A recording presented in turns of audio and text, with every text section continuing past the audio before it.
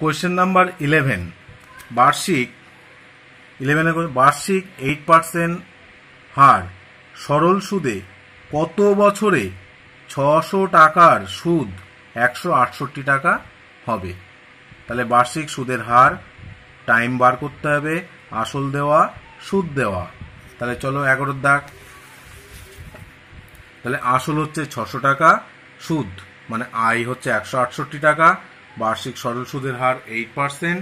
সময় বার করতে গেলে ফর্মুলা হচ্ছে 100 into I by P into R, 100 into I by P into R. পুরোটা ক্যালকুলেশন কাটাকুটি দেখানো আছে এবং সেখান থেকে বার হয়েছে কত? 7/2। কত? 7/2 মানে 3×1/2 বছর, 3×1/2 বছর। তাহলে উত্তরটা এবার লিখে দিতে হবে বার্ষিক 8% হার সরল সুদে 3×1/2 বছরে 600 টাকার সুদ 168 টাকা হবে, 168 টাকা হবে। এটা হচ্ছে 11 দাগ। এবার 12 দাগের কোশ্চেনটা দেখো। এই হচ্ছে 12 দাগ। 12 দাগ দেখলে বুঝতে পারবে যে যদি বার্ষিক 10% হার সরল সুদে 800 টাকা ব্যাংকে জমা দিয়ে সুদে আসলে 1200 টাকা ফেরত পায়, তবে ওই টাকা কত সময়ের জন্য ব্যাংকে জমা ছিল হিসাব করে লিখি। সুদের হার কি কি দেওয়া আছে? সুদের হার 800 টাকা জমা মানে পি, সুদে আসলে দেখো সুদ আসলে 800 টাকার বিনিময়ে পেয়েছি কত? 1200 টাকা। তাহলে এখান থেকে 800 টাকা বিয়োগ করা মানে সুদের পরিমাণ পাবো, আয়ের মান পাবো। তাহলে টাইম বার করতে হবে। তোমাদের কি বার করতে হবে? টাইম। চলো 12 দাগের কোশ্চেনের সলিউশনটা দেখো। এই হচ্ছে টাইম বার করার। দেখো আসল হচ্ছে 800 টাকা, বার্ষিক সরল সুদের হার 10%, সুদে আসলে 1200 টাকা ছিল, আসল 800 টাকা বিয়োগ করো, সুদ আসল থেকে আসল বিয়োগ করলে তবে কিন্তু সুদ বেরোয়। এখানে 400 টাকা। তাহলে টাইম বার করতে হবে। টাইম বার করার ফর্মুলা হচ্ছে 100 into I P into R, 100 into I P into R. দেখো মানগুলো, উপরের মানগুলো সব বসিয়ে দেওয়া হয়েছে। সবশেষে পাওয়া গেছে কত? 5 বছর। তাহলে উত্তর লিখবে অতএব ওই টাকা 5 বছরের জন্য ব্যাংকে জমা ছিল। এটা হচ্ছে তোমাদের কোশ্চেন নাম্বার 12। কোশ্চেন নাম্বার 13 মাধ্যমিকে বড় যে লং কোশ্চেনগুলো আসে তার মধ্যে এই 13 নাম্বার কোশ্চেনটা ভেরি ভেরি ইম্পর্টেন্ট। তোমরা 13 নাম্বার কোশ্চেনটা ভালো করে প্র্যাকটিস করবে।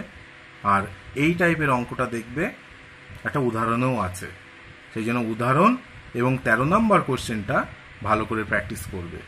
এটা 5 নাম্বার 5 নাম্বার মার্কসের কোশ্চেনটা হয়। কোশ্চেনটা পড়ি। কোনো মূলধন একই বার্ষিক শতকরা সরল সুদের হারে, কোনো মূলধন একই বার্ষিক শতকরা সরল সুদের হারে 7 বছরে সুদে আসলে 7100 টাকা। সুদে আসলে কত? 7100 টাকা। 4 বছরে সেই টাকাটাই সুদে আসলে কত?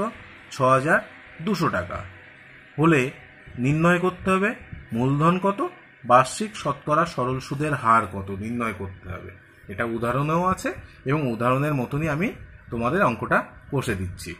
কোশ্চেন নাম্বার 13 দেখো, কোশ্চেনে বলা ছিল যে 7 বছরে সুদে আসলে 7100 টাকা হয় আর 4 বছরে সুদে আসলে হবে কত? 6200 টাকা। আসলটা কত আমাদের জানা নেই। তাহলে দুজনের ক্ষেত্রেই আসল তো একই, সেই কারণে দেখো এটা লিখবে আসল প্লাস 7 বছরের সুদ সমান 7100। আবার দেখো আসল প্লাস 4 বছরের সুদ 6200 টাকা। একটা দাগ টানো, বিয়োগ করলে অপনয়নের মতো বিয়োগ করলে নিচে যারা থাকবে তাদের সবার চিহ্ন পাল্টে যায়, ফলে বিয়োগ বিয়োগ বিয়োগ, সব ছিল উপরে প্লাস। তাহলে এটা কেটে যাচ্ছে, এটা কেটে যায়। 7 থেকে 4 বছর বাদ দাও, হবে 3 বছরের সুদ। আর 7100 থেকে 6200 বাদ দিলে হবে 900 টাকা। তাহলে 3 বছরের সুদ কত টাকা পেলাম? 900 টাকা পেলাম। তাহলে 1 বছরের সুদ 900/3। তাহলে 7 বছরে হয় 7 নাই 4, যে কোনো একটা বছর ধরে অঙ্কটা করবে। এখানে 7 বছর ধরে করছি, সেই কারণে 7 বছরের সুদ হয়েছে দেখো 2100 টাকা। কিন্তু একটা জিনিস খেয়াল করে দেখো, 7 বছরের সুদে আসলে ছিল কিন্তু 7100 টাকা। তাহলে 7 বছরের সুদ পেলাম কত? 2100 টাকা। তাহলে 7100 থেকে 2100 টাকা বাদ দিলে, সুদ আসল থেকে সুদ বাদ দিলে কি বেরোবে? আসল বার হবে। সেই জন্য নির্ণেয় আসল দেখো 5000 টাকা। তাহলে একটা উত্তর হয়ে গেল এখানটায়।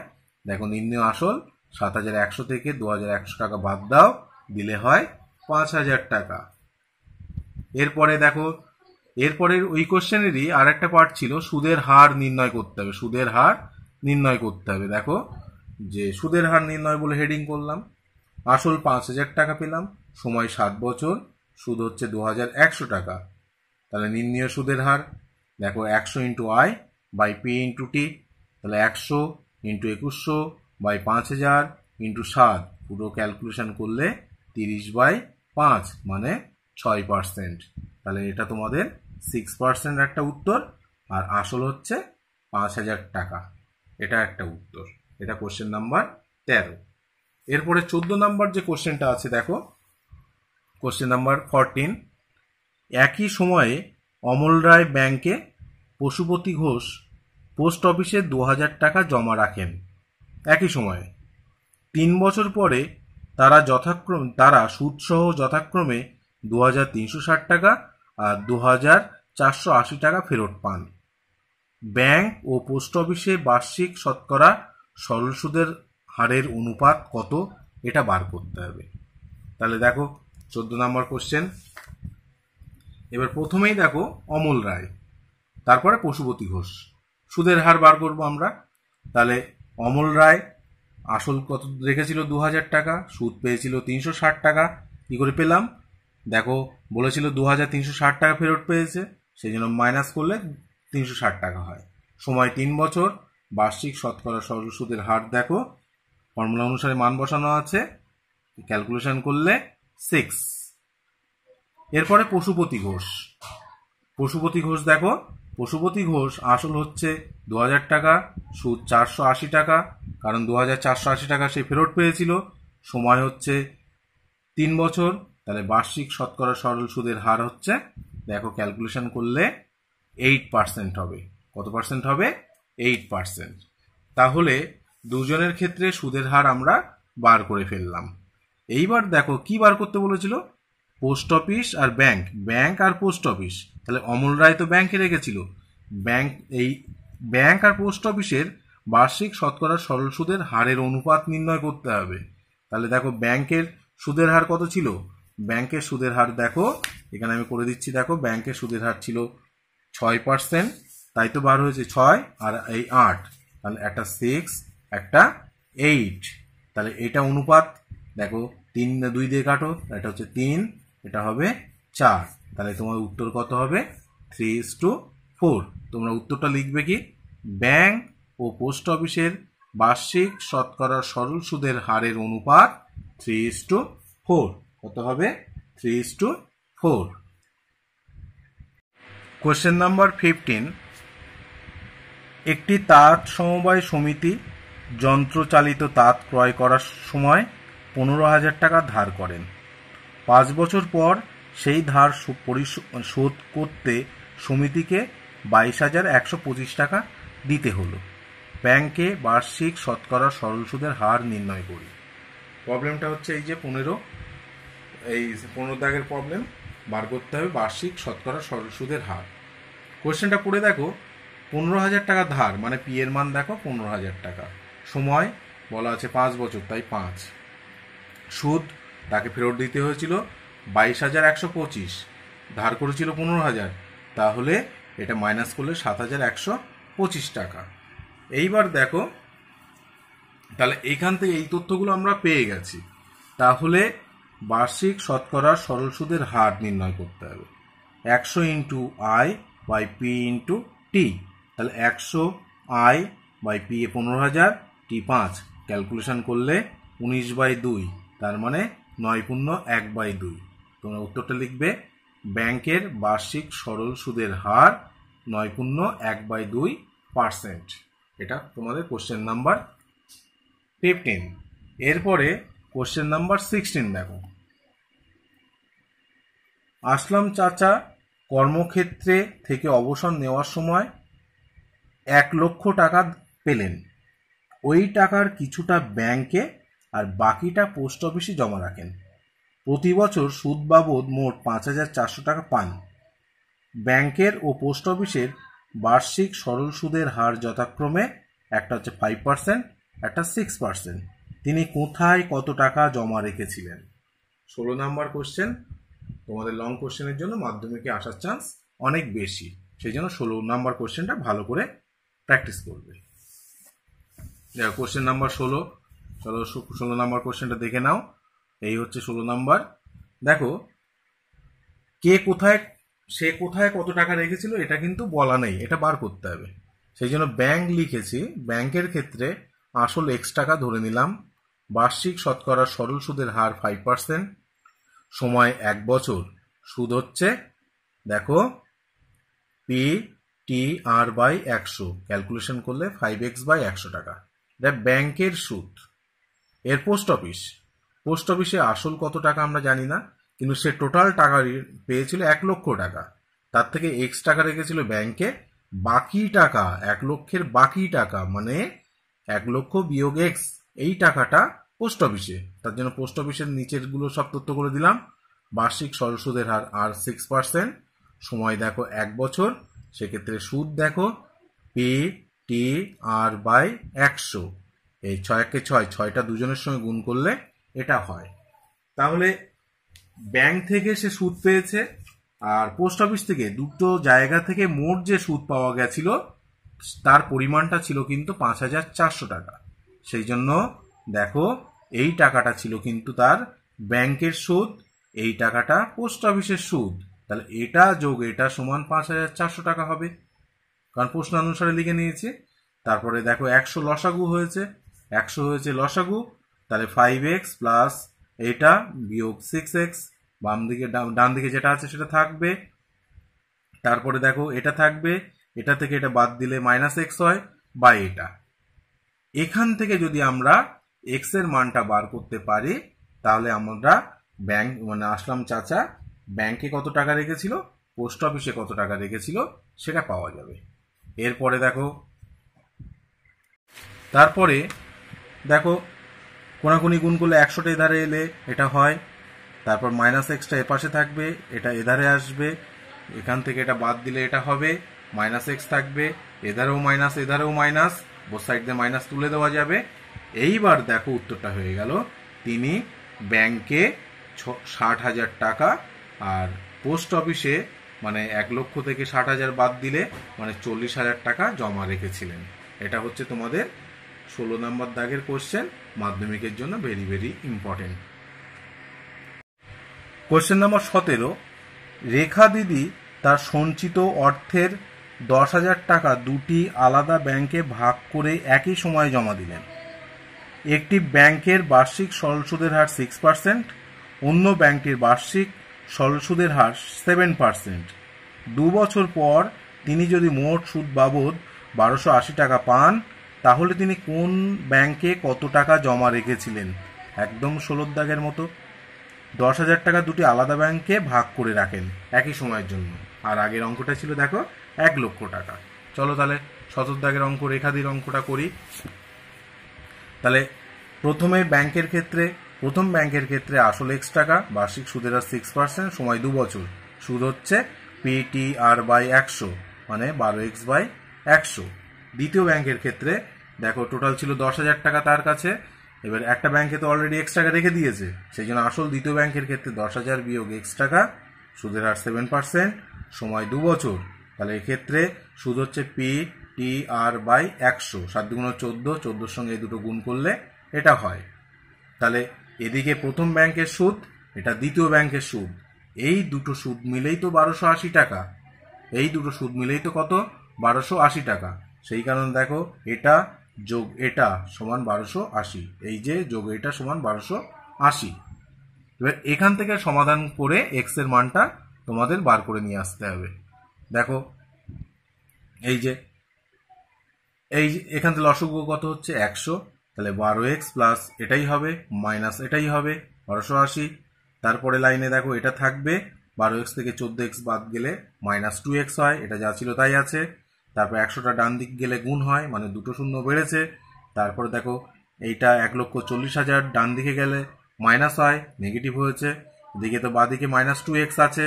এরপরে দেখো তাহলে দেখতে পাচ্ছ এটা বিয়োগ করলে 12,000 মাইনাস হয়েছে, তাহলে 2x সমান 12,000, যেহেতু দুটোই মাইনাস ছিল মাইনাস মাইনাস তুলে দেওয়া হয়েছে। তারপরে দেখো একটা জিনিস, এই যে জায়গা মাইনাস মাইনাস বোথ সাইডে তুলে দিলে 2x সমান 12,000। তাহলে এইখান থেকে একটা জিনিস খেয়াল রাখতে হবে, এইখান থেকে তোমরা এবার দেখো এই যে 2x সমান যে 12,000 হলো, তার মানে x সমান কত, তাহলে 6,000। x সমান কত, 6,000। তাহলে একটা ব্যাংকে পরিষ্কার, যে ব্যাংক প্রথম ব্যাংকে 6,000 টাকা এবং দ্বিতীয় ব্যাংকের ক্ষেত্রে ধরা আছে 10,000 বিয়োগ x, কত ধরা আছে 10,000 বিয়োগ x। তাহলে দ্বিতীয় ব্যাংকে 10,000 বিয়োগ 6,000 মানে 4,000 টাকা রেখেছিলেন। কত টাকা রেখেছিলেন, 4,000 টাকা রেখেছিলেন। এটা তোমাদের রেখাদির অঙ্ক। এইভাবে সমাধানটা করে নেবে। এই যে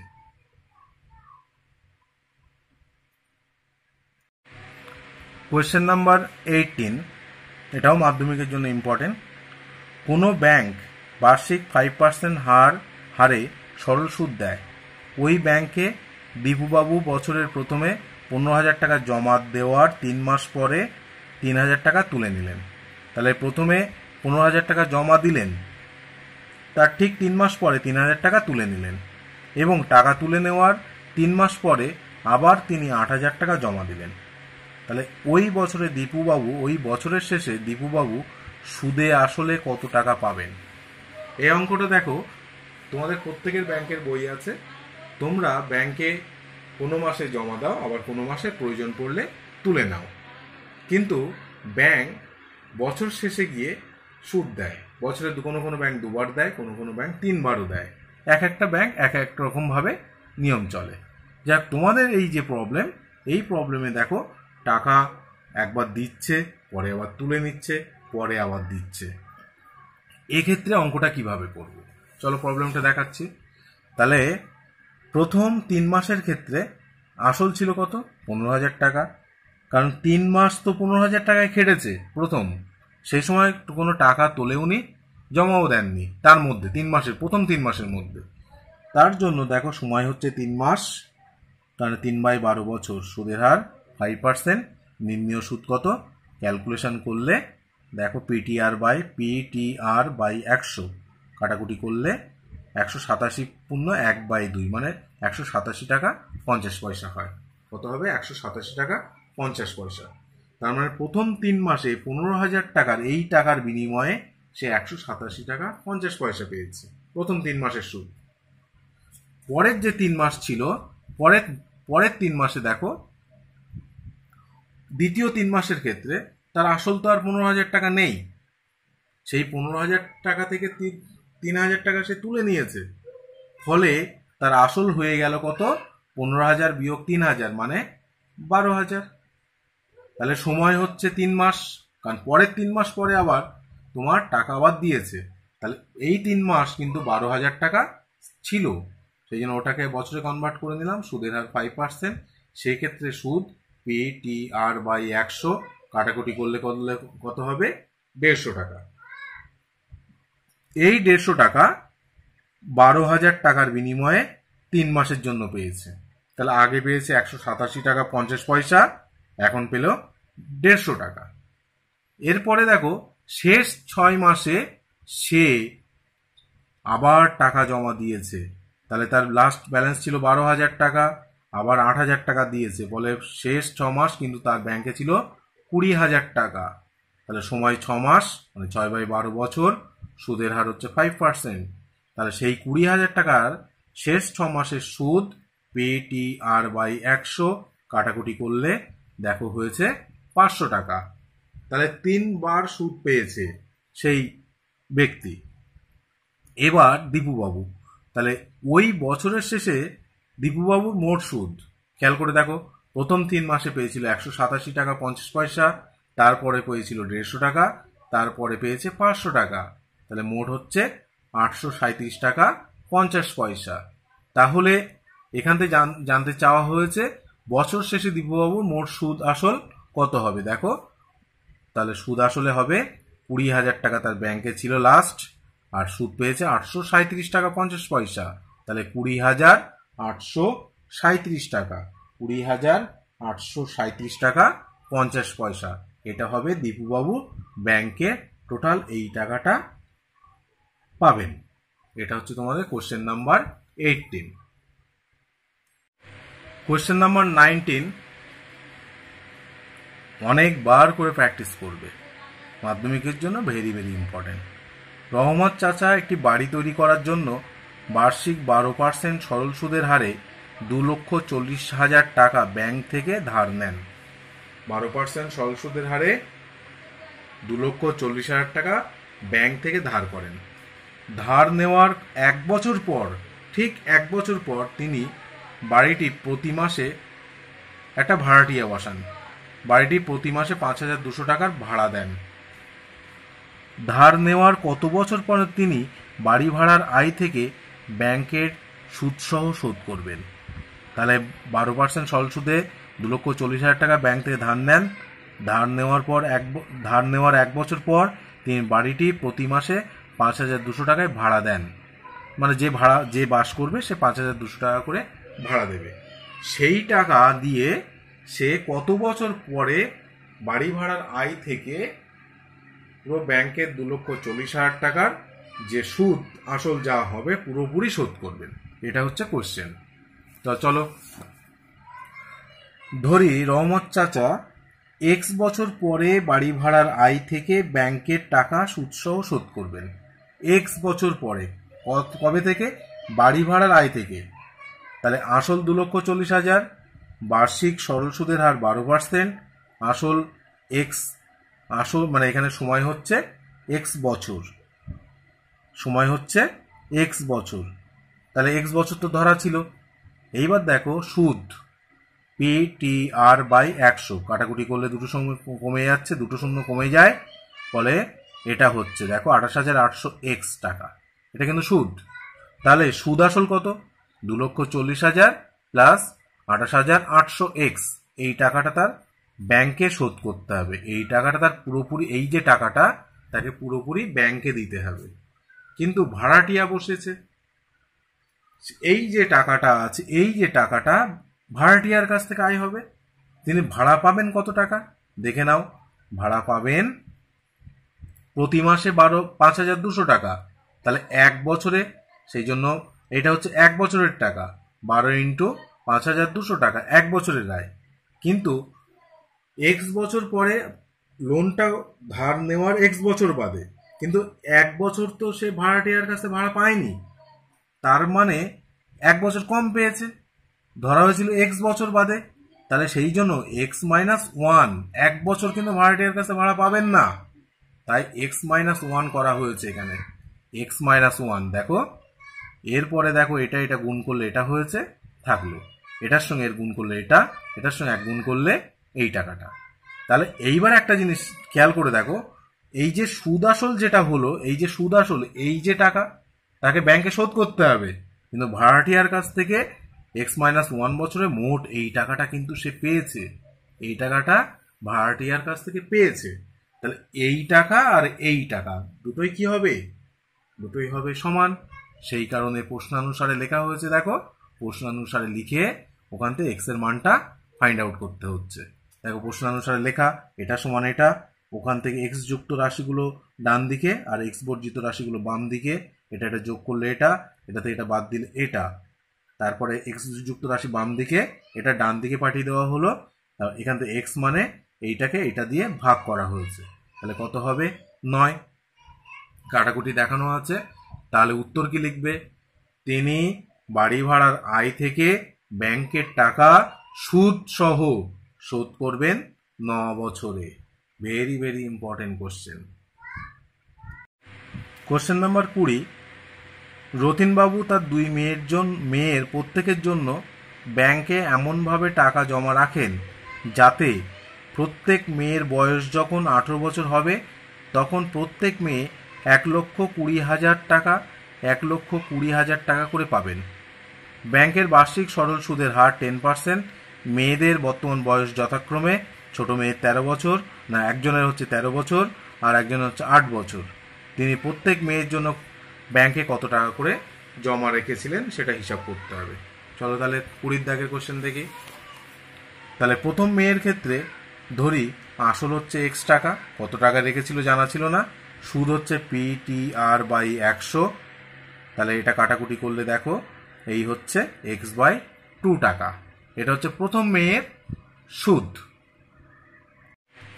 দ্বিতীয় মেয়ের, তাহলে প্রথম মেয়ের সুদ আসল কত, এখানে মধ্যখানে হাইপেন দাও, সুদ আসল হবে আসল প্লাস সুদ, তার মানে 3x/2, যোগ করলে দেখো 3x/2। তাহলে একই টাকা পাবে, কত টাকা পাবে বলাই আছে, সুদ আসল 1,20,000, তার মানে 3x/2 সমান 1,20,000। এখান থেকে ক্যালকুলেশন করে দেখো 3x/2 সমান এটা, 3x সমান ডাবল হয়ে যাবে কারণ দুইটা এর সঙ্গে গুণ হয়। তাহলে x সমান কত হবে, এটাকে 3 দিয়ে ভাগ করলে 80,000 টাকা। তাহলে একজনের কত হয়েছে 80,000 টাকা। তাহলে প্রথম মেয়ের জন্য ব্যাংকে 80,000 টাকা জমা রেখেছেন। এইবার দ্বিতীয় বছর, দ্বিতীয় মেয়ের ক্ষেত্রে দেখো, দ্বিতীয় মেয়ের ক্ষেত্রে আসল y টাকা, বার্ষিক সরল সুদ 10%, সময় অবশ্য কত 10 বছর। কেন 10 বছর হলো, কারণ ছোট মেয়ে, একদম যে ছোট মেয়ে তার বয়স ছিল 8, সে 18 বছর বয়সে গিয়ে 1,20,000 হবে, তার মানে তার টাকাটা 10 বছর খাটবে। সেই জন্য সুদ সমান পি দেখো, পি এর মান পি, তারপর TR/100, ক্যালকুলেশন করলে y টাকা, ক্যালকুলেশন করলে কত হবে y টাকা। তাহলে সুদ আসল y প্লাস y মানে 2y টাকা। এবার দেখো 2y মানে 1,20,000, তাহলে ওখান থেকে y সমান দেখো 60,000 টাকা। তাহলে বোঝাই যাচ্ছে দ্বিতীয় মেয়ের ক্ষেত্রে সে 60,000 টাকা জমা রেখেছিলেন। ঠিক এই রকম ধরনের আরেকটা অঙ্ক আছে, তোমরা সবসময় সেই অঙ্কটার দিকেও নজর রাখবে।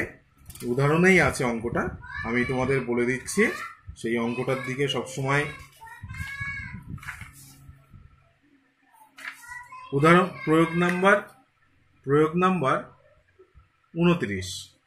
এই 29-এর অঙ্কটা তোমরা একটু করবে, কারণ এটাও মাধ্যমিকের জন্য ভেরি ইম্পর্টেন্ট। Thank you.